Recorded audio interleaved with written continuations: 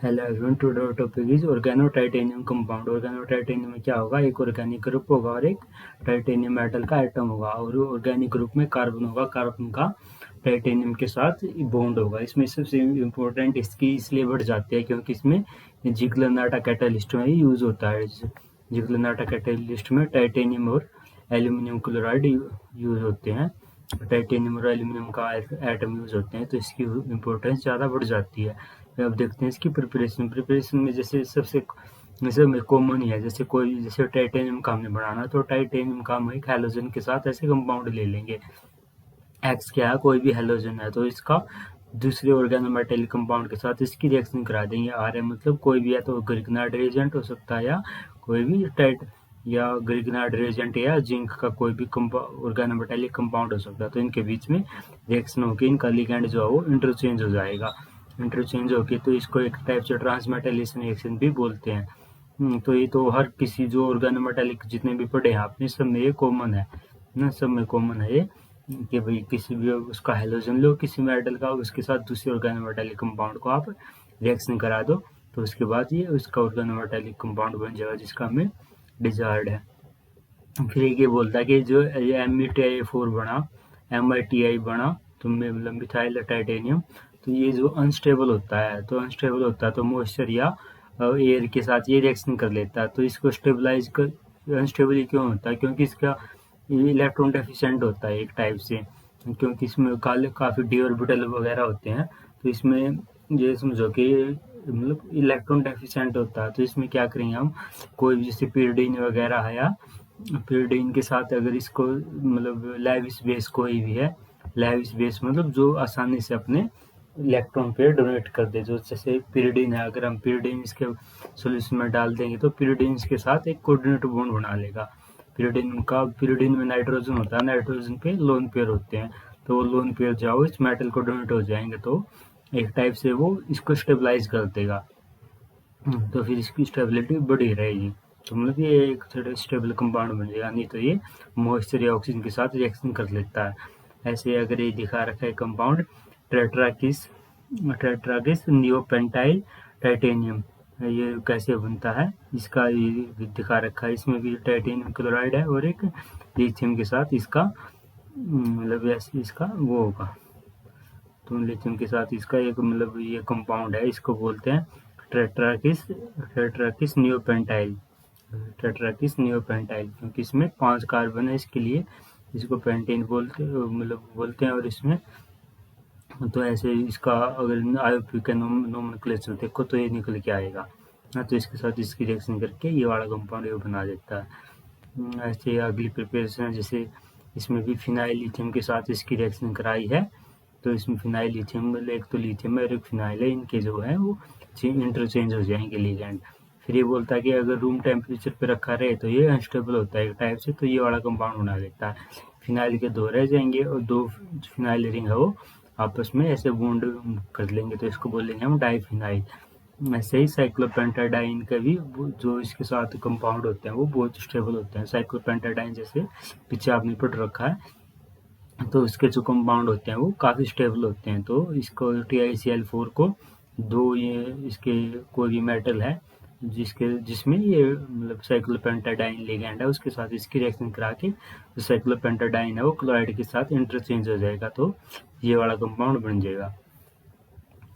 This compound has also been prepared by reaction of cyclopentadiene with TiCl4। इसमें को अगर direct reaction करा देते हो तो भी ये कंपाउंड बन जाता है।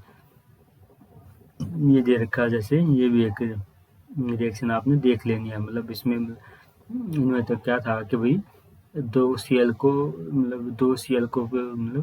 मतलब हटा के ये आ जाता था, साइक्लोपेंटाडाइन रिएक्ट कर जाता था। इसमें क्या है, इसमें फिनाइल ग्रुप है Cl की जगह, हाँ इसमें X2 है, इसमें फिनाइल है।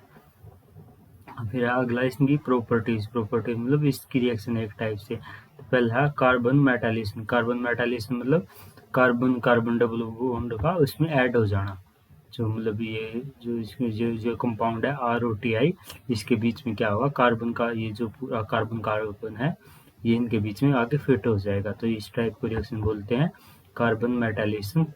कार्बोमेटालिसन, या इसको बोलते एक टाइप से इंसर्शन भी आई है ना, एल्कीन इंसर्शन भी आई एक टाइप से ये। तो इसको अगर प्रॉपर नाम देते हैं तो ये होता है ऑर्गेनोमेटालिक्स, और इसको बोलते हैं एल्कीन इंसर्शन भी बोल देते हैं इसको, एल्कीन इंसर्शन।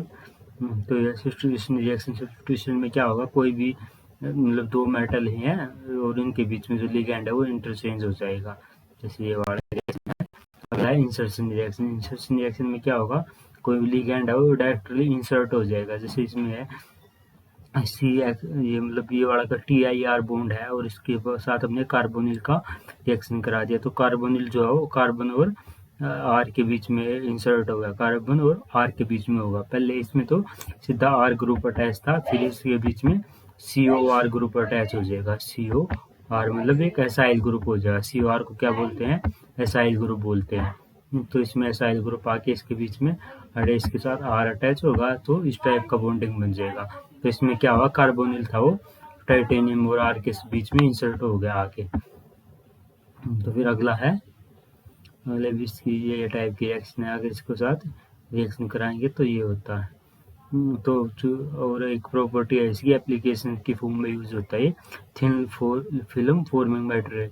तो मतलब ये एक थिन लेयर बना लेता है, जिसकी मान लो हमें किसी चीज़ को प्रोटेक्ट करना, ग्लास वगैरह को, तो इसकी बहुत पतली थिन लेयर होती है, इसको उसके ऊपर चढ़ा देते हैं, तो ये मतलब कि उसको प्रोटेक्ट करता है। और इसके मतलब the organometallics titanium compound are used as high purity single metallic material forming thin film, मतलब ये हाईली प्योर होती है थिन फिल्म।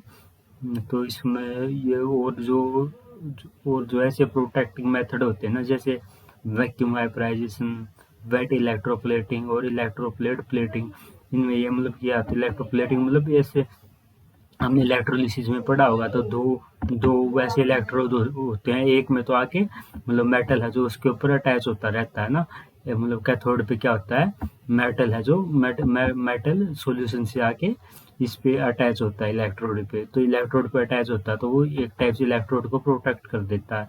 तो ये होती है इलेक्ट्रोप्लेटिंग मेथड होते हैं, तो उनसे काफ़ी आसान पड़ता है, उनसे काफ़ी आसान पड़ता है। फिर इसकी जो मेन होता है जो लेयर बनती है वो बनती है टाइटेनियम कार्बाइड की, जैसे ये है टाइटेनियम कार्बाइड, जिसमें TiO ये है वाला कंपाउंड है, इसके साथ रिएक्शन करा के फिर ये बनेगा, फिर इनके मतलब फिर ये वाला कंपाउंड बना लेगा, मतलब बीच में जो दो CH2 हैं जो एज ए ब्रिज काम करेंगे, तो फिर उनके बीच में ये होके फिर ये वाला टाइटेनियम के साथ CH2 और दो यहाँ से कंपाउंड, फिर अगर हीट करेंगे तो इसको ये टाइटेनियम कार्बाइड बन जाएगा, जो मतलब ऐसे थिन फिल्म लेयर बन जाती है इसकी।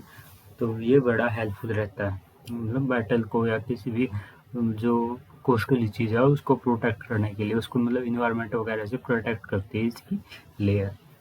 अगला पॉलीमराइजेशन कैटालिस्ट, जो ये क्या है पॉलीमराइजेशन के में भी यूज होता है, जैसे जिगलरनाटा कैटालिस्ट है वो वैसे क्या करता है, इथे जो कार्बन डबल बॉन्ड है उनका पॉलीमराइजेशन कर देता है। और फिर अगला एंटी कैंसर ड्रग, जैसे एंटी कैंसर ड्रग के यूज फॉर्म में भी यूज होता है, जैसे कंपाउंड देखा डाइसाइक्लोपेंटाडाइनाइल टाइटेनियम डाइक्लोराइड, ये वाला कंपाउंड ये है जो लिम्फोइड ल्यूकेमिया के में यूज होता है। लिम्फोइड ल्यूकेमिया मतलब जो WBC सेल होती है हमारे अंदर, उनको उनमें अगर कैंसर हो जाता है, एक टाइप से ब्लड कैंसर बोलते हैं, उसमें ये यूज होता है, ये इफेक्टिव है। जैसे सिस्प्लेटिन काफ़ी मतलब अमाउंट में यूज होती है कैंसर के लिए सिस्प्लेटिन, तो उसमें भी उसकी जगह ये यूज होता है, जो पिछला कंपाउंड हमने देखा है। फिर अगला है रिडक्शन रिएक्शन मतलब इसमें जो मेटल की ऑक्सीडेशन स्टेट है वो मतलब डिक्रीज हो जाएगी, जैसे यहाँ पे TiCl2 और C2H5 यहाँ पे +4 है, फिर इसके जिंक के साथ रिएक्शन करा दोगे तो ये हो जाएगा, मतलब इसकी ऑक्सीडेशन स्टेट जो है वो डिक्रीज हो जाएगी। C2H5 ये दो ये बचते हैं, ये एक क्लोरीन बचेगा, तो ये वाला हो जाएगा। तो फिर ये आता है therefore they have strong reducing power, इसलिए इनकी जो है स्ट्रॉन्ग रिड्यूसिंग पावर होती है। Therefore they are use for in organosynthetic reaction, और ये ऑर्गेनोसिंथेटिक रिएक्शन में यूज होते हैं। टाइटेनियम अगर ये जो कौन से जो अमाउंट जो मतलब बोल सकते हो कंपाउंड है जो ऑर्गेनोसिंथेसिस रिएक्शन में यूज होते हैं, ये उनके कुछ एग्जांपल दे रखे हैं। अगर टाइटेनियम 3 में है और 2 में है और ये 0 में भी हो सकता है, तो इसके कुछ एग्जांपल दे रखे हैं, ये आपने देख लेने हैं। फिर ये structure and bonding, structure and bonding कैसे होगी इसमें आता है फिर। तो फिर स्ट्रक्चर एंड बॉन्डिंग इसमें जैसे इसकी दे रखी है, जो इसके ज़्यादा स्टेबल कैटालिस्ट होते हैं, वो जो स्टेबल बॉन्ड बनाता है मोस्टली इनके साथ बनाता है, जो साइक्लोपेंटाडाइन के कंपाउंड होते हैं ना, इनके साथ बनाता है। जैसे ये है TiCi, ये मतलब इसमें दो मतलब 4 साइक्लोपेंटाडाइन की रिंग है, इनमें 2 के साथ तो हेप्टासिटी 1 है, मतलब एक कार्बन के साथ ऐसे अटैच है, और 2 के साथ हेप्टासिटी 5 है। हाँ, मतलब ये पूरा जो पाई इलेक्ट्रॉन क्लाउड है वो पूरे मोलिक्यूल का और टाइटेनियम के साथ ऐसे अटैच है। ऐसे ये कंपाउंड है, साइक्लोपेंटाडाइन के 2 मोलिक्यूल है, सीधा 5 जो हेप्टासिटी 5 है, और इसमें कार्बोनिल के 2 ग्रुप हैं। अच्छा, ये कंपाउंड है। इसमें जो है 2 हाइड्रोजन है वो एज ए ब्रिज काम कर रहे हैं ना, bridge as a bridge ligand काम कर रहे हैं। ब्रिज लिगेंड में क्या होगा, जैसे हाइड्रोजन के पास ना एक इलेक्ट्रॉन होता है, हाइड्रोजन के पास एक इलेक्ट्रॉन होता है, तो वो एक इलेक्ट्रॉन इस टाइटेनियम के साथ भी शेयर हो जाएगा और इस टाइटेनियम के साथ भी, तो ऐसे ये ब्रिज काम भी ब्रिज रिएजेंट भी काम करेगा। एप्लीकेशन होते हैं यूजफुल जो है ऑर्गेनोटाइटेनियम के कंपाउंड जो है हाईली लेवाइल होते हैं और decompose at lower temperature except cyclopentadiene titanium complex, और titanium organic compound had some importance especially titanium.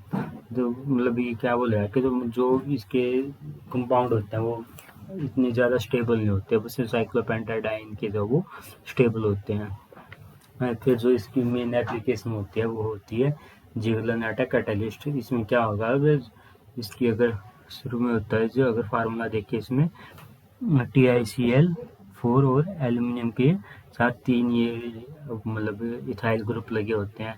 पहले हम इसमें रिएक्शन करके एक इथाइल ग्रुप और अटैच करा देते हैं, TiCl4 की जगह TiCl5 बचेगा, और ये ऑक्टाहेड्रल को अगर ऑक्टाहेड्रल होता है तो उसमें मतलब 6 होती है वैकेंसी, है ना, तो इसमें 5 हो गई और एक इसकी वैकेंट साइट बच गई। फिर इसके साथ एक कंपाउंड रिएक्शन करा लेगा, जो इनके बीच में जो है इथाइल ग्रुप है वो इंटरचेंज हो जाएगा, इथाइल ग्रुप यहाँ पे आ जाएगा और एक क्लोरीन यहाँ पे इसके पास आ जाएगा। फिर जो क्लोरीन गया है ये इसकी जगह पे खाली जगह बच जाएगी। फिर उसके बाद क्या है, जो इथाइलिन ग्रुप है, जो मतलब इथाइलिन ग्रुप जिसकी हमें रिएक्शन करानी है, तो क्या करेगा वो इसके साथ बॉन्ड बना लेगा। पहले तो एक टाइप का कोऑर्डिनेट बॉन्ड बनाएगा, जैसे सीधा जो पाई बॉन्ड है इसके वो मेटल के साथ जुड़ जाएंगे। फिर क्या होगा, फिर मेटल के साथ जुड़ जाएंगे तो फिर एक टाइप से इनकी बॉन्ड जो है वो ब्रेक हो जाएगी। जैसे मतलब जो टाइटेनियम की ये वाली बॉन्ड टाइटेनियम की जो इसके साथ थी इथाइल ग्रुप के साथ, मतलब ये बॉन्ड तो बननी स्टार्ट होगी इसके साथ, ये वाली बॉन्ड बननी स्टार्ट होगी, ये वाली बॉन्ड है जो पाई बॉन्ड है वो टूटना स्टार्ट होगा, और ये वाला बॉन्ड है जो वो इसके साथ इस मिथाइल ग्रुप के साथ बढ़ना शुरू होगा, और ये वाला बॉन्ड जो है वो टूटना शुरू होगा टाइटेनियम के साथ। मतलब ये एक टाइप का कंसर्टेड प्रोसेस होता है। कंसर्टेड प्रोसेस वो होते हैं कि जिसमें कई सारे स्टेप एक साथ ही हो जाएं। तो सॉरी, इसमें इसके साथ होगा आके अटैच, क्योंकि इसकी तो CH3 है, CH3 है तो इसकी वैलेंसी पूरी है, तो इस CH2 के साथ आके ये वाला कार्बन इसकी CH2 के साथ आके अटैच हो जाएगा, तो फिर और ये वाला बॉन्ड जो है वो टूट जाएगा। तो फिर ये कंसर्टेड प्रोसेस होता है। कंसर्टेड मतलब जो मतलब एक स्टेप में कई रिएक्शन हो जाएं, तो फिर ये मतलब ऐसे हो जाएगा, और फिर मतलब ये पॉलीमर बन जाएगा, ये ऐसे अटैच हो जाएगा और ये जगह खाली बच जाएगी। फिर इसमें कोई और जैसे अगर अगला इथाइलिन मोलिक्यूल आके वो इसमें के साथ अटैच हो जाएगा, इसके साथ अटैच होगा, तो फिर ये वाला जो है वो फिर उसके साथ रिएक्शन करा के उसके CH2 के साथ फिर एक मतलब एक और यूनिट इसमें ऐड होती चली जाएगी। तो मतलब इसमें बहुत सारी यूनिट ऐसे ऐड हो जाएंगी, फिर इनको तोड़ना होगा तो मतलब इस बॉन्ड को तोड़ के वो पूरा जो पॉलीमर है वो निकल जाएगा। ये कुछ इसकी प्रॉपर्टी आपने पढ़ लेनी है। अगला है organo mercury compound. Organo mercury मतलब इसमें एक मरकरी कंपाउंड होगा, मरकरी कंपाउंड की इसके मतलब कार्बन के साथ बॉन्ड होगी, जैसे R2Hg है, RH X है, X को मतलब कोई भी हेलोजन है, they are stable at room temperature, have low reactivity, so these are not affected by air. तो मतलब ये है जो रूम टेम्परेचर पे जो है स्टेबल होते हैं, तो एयर के साथ कोई रिएक्शन नहीं करते हैं, एयर के साथ या मॉइस्चर के साथ कोई रिएक्शन नहीं करते हैं। और number mercury compound are prepared by the action of sodium amalgam and alkyl halide. मतलब अगर मतलब अल्काइल हैलाइड का के साथ ये जो मरकरी की से अगर रिएक्शन करा दोगे तो ये बन जाएगा HgR2। तो ऐसे ही अगर अल्काइल हैलाइड RI है ये, इसके Hg की और सनलाइट की फॉर्म में रिएक्शन कराओगे तो ये बन जाएगा। ऐसे ही RMgX HTCl2 के साथ अगर रिएक्शन कराओगे तो ये टाइप का कंपाउंड बन जाएगा। ये तो मतलब हर एक में कॉमन ही होती है। अगर इसका ये ऐसे Na और Hg के साथ अगर रिएक्शन कराओगे, NaHg को बोलते हैं सोडियम अमलगम। किसी भी कंपाउंड, कोई भी मेटल अगर मरकरी के साथ ऐसे मतलब उसका कंपाउंड है तो उसको बोलते हैं, उस मेटल का अमलगम बोल देते हैं। मरकरी की प्रॉपर्टी होती है कि इसमें सोल्यूबल नहीं होता ये कंपाउंड। जैसे सोडियम मरकरी Hg है तो ये नहीं है कि इसमें पूरी तरह डिसॉल्व है, इनका एक सोल्यूशन बना हुआ, बस ये है कि दो सोल्यूशन साथ में है, तो इसको बोलते हैं मरकरी अमलगम। तो अगला ये जैसे R2Hg, अगर मतलब दूसरे अगर मरकरी हैलाइड के साथ एक इसकी रिएक्शन कराओगे तो ये मतलब एक टाइप तो नया जो है मतलब इसका ऑर्गेनोमेटालिक कंपाउंड बन जाएगा। तो ये ऐसे कुछ प्रॉपर्टीज हैं इसके, मतलब इसके प्रिपरेशन के मेथड हैं। जैसे RHX की सोडियम के साथ रिएक्शन कराओ तो ये टाइप का कंपाउंड बन जाएगा। तो ये मतलब सब में एक तो ये कॉमन ही होते हैं ना। किसी मतलब उसका हेलोजन है तो उसकी अगर जिंक के साथ या सोडियम के साथ अगर रिएक्शन कराओ तो उसका रिडक्शन हो जाता है। रिडक्शन मतलब उसकी ऑक्सीजन स्टेट चेंज हो जाती है। तो एक है ये RN2Cl, मतलब डाइजोनियम साल्ट होता है N2Cl होता है डाइजोनियम साल्ट N2Cl, और N2 पे यहाँ पे पॉजिटिव चार्ज होता है, ये होता है डाइजोनियम साल्ट। अगर ये डाइजोनियम साल्ट है बेंजीन के साथ अटैच है, इसकी मरकरी के साथ रिएक्शन कराओगे तो ये टाइप का कंपाउंड बन जाएगा। नाइट्रोजन है निकल जाएगा। जिन रिएक्शन में नाइट्रोजन वगैरह निकलता है मतलब तो रिएक्शन बहुत स्टेबल होती हैं। मतलब जैसे N2 है, N2 मतलब एक बहुत स्टेबल का मॉलिक्यूल है। N के बॉन्ड में N में 3 बॉन्ड बन रहे हैं इसमें नाइट्रो N2 में। तो जिसका प्रोडक्ट में बहुत ज़्यादा स्टेबल प्रोडक्ट बन रहा है तो वो रिएक्शन बहुत फास्ट होती है। तो कई बार ये रीज़न होता है किसी रिएक्शन के फास्ट होने का कि उसमें कोई गैस का मॉलिक्यूल रिलीज हो रहा है। तो ये ऐसे ही कुछ और कंपाउंड मतलब रिएक्शन दे रखे हैं, इनमें से आपने कुछ याद कर लेनी है जो अगर कोई पेपर में पूछा जाए तो वैसे सिंपली कोई रिएक्शन उठा के तो नहीं पूछेगा कि भाई ये रिएक्शन हो रही है इसका प्रोडक्ट बताओ। बस ये क्वेश्चन आ सकता है कि अगर प्रिपरेशन ऑफ मरकरी बताओ, है ना। तो ये होता है। फिर इसके कुछ प्रॉपर्टीज हैं।